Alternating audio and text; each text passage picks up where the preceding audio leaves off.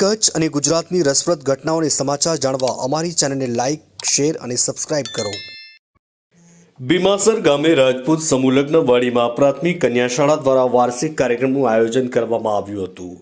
આ કાર્યક્રમમાં ધોરણ 8ની વિદ્યાર્થીનીઓ માટે વિદાય સમારોહ, સંસ્કૃત કાર્યક્રમ અને વાર્ષિક ઇનામ વિતરણ આયોજિત કરાયું હતું. પ્રશંસનીય વાત એ છે કે ભીમાસર રાપર તાલુકાનું સૌથી મોટું અને પ્રગતિશીલ ગામ માનવામાં આવે છે, જેમાં મૌલિક શિક્ષણ સાથે સાથે દરેક વર્ષની જેમ આ વર્ષે પણ વિશેષ કાર્યક્રમ યોજાયો. અહીંના ગામના લોકો અને આગેવાનો દરેક વર્ષે વિદ્યાર્થીઓને પ્રોત્સાહિત કરવા અને તેમને એક નવી પ્રેરણા આપવાની કોશિશ કરે છે.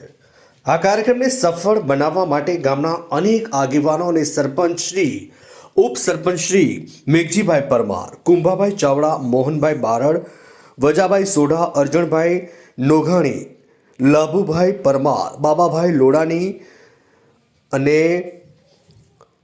વણવીરભાઈ પરમાર અને દલાભાઈ ઉગાણી દ્વારા બહુમૂલ્ય યોગદાન અપાયું હતું.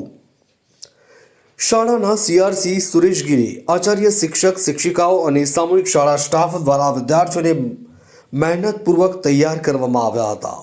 નાનકડા વિદ્યાર્થીઓને વધુ પ્રેરણા આપવા અને શ્રેષ્ઠ અભ્યાસ માટે નગદ રકમ અને વિવિધ ઇનામો વિતરણ કરવામાં આવ્યા હતા.